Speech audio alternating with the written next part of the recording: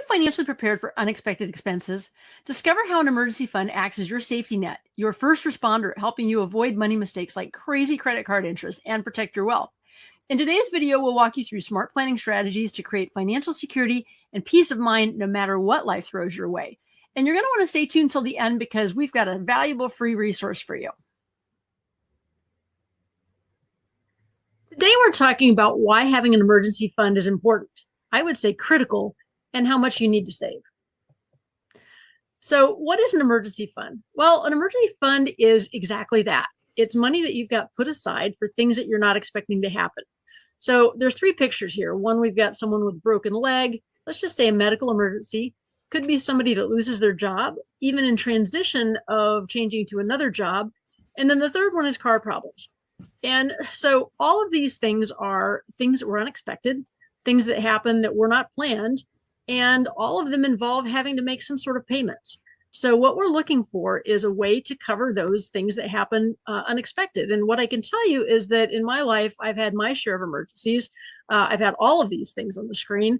I've also had a fire that basically I was kicked out of my house for over a year while they did the rebuilding. And while, we think of that as an emergency and people automatically think, oh, insurance will cover it. The thing to think about when we're talking about an emergency is that even if there is coverage, the money doesn't come as quickly as you think it's going to. Okay. In my case, it took quite a while because I wasn't willing to settle for a lowball offer on getting the repairs done.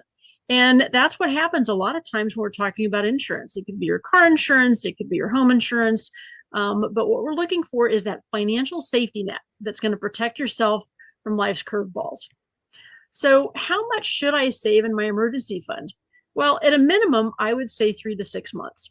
There's a lot of people that are out there saying now that it should be a year or more because of what happened with the pandemic.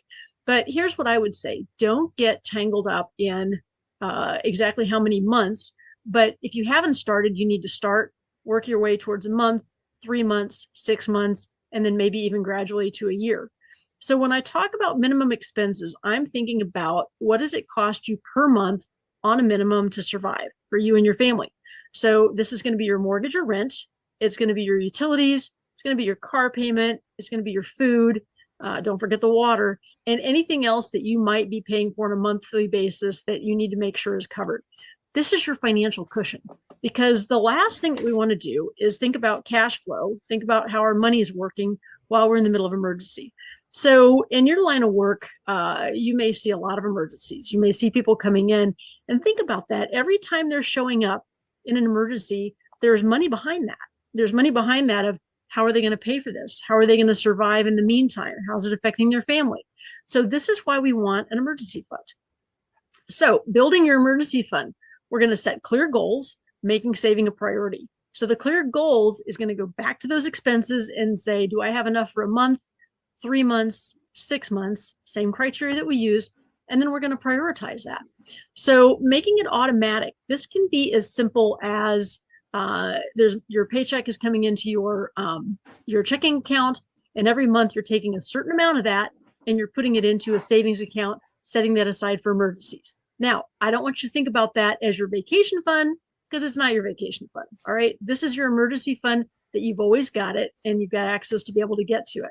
So one thing that I would talk about when we talk about an emergency fund here is that your investments are not an emergency fund. You can't access that very quickly. Your 401k is not an emergency fund. In both of those cases, you can't get to the money very fast. And the other issue is that that's money that you've put aside that you're saving for your future self. Call it retirement, call it whatever you want to do later in life. And you don't want to interrupt the compounding of what's going on in there. Worst case scenario is, let's say the market had a huge drop. You have an emergency. You've taken the money out of your investments or your 401k.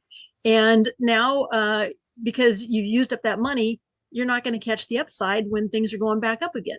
So try not to interrupt your 401k, try not to interrupt your investments, but actually put money aside in an account just for emergencies.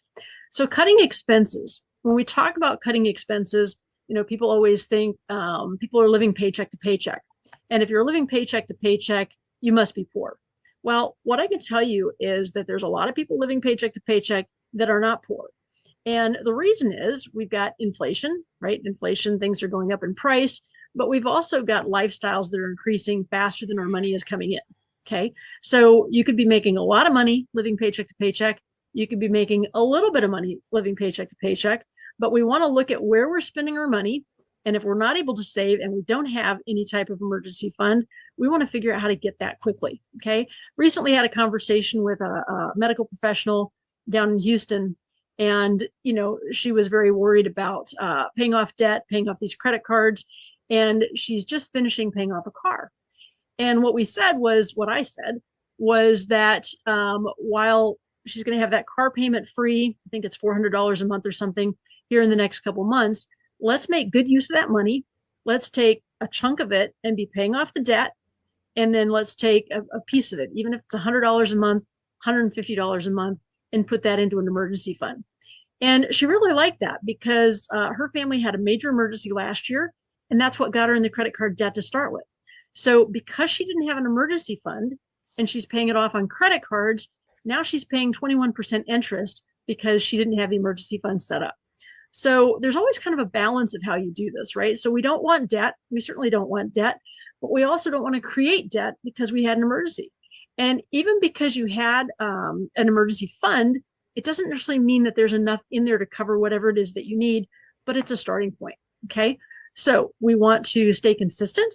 And that goes back to making it automatic and simplifying your savings. That if you're doing it automatically, automation, right? We like automation.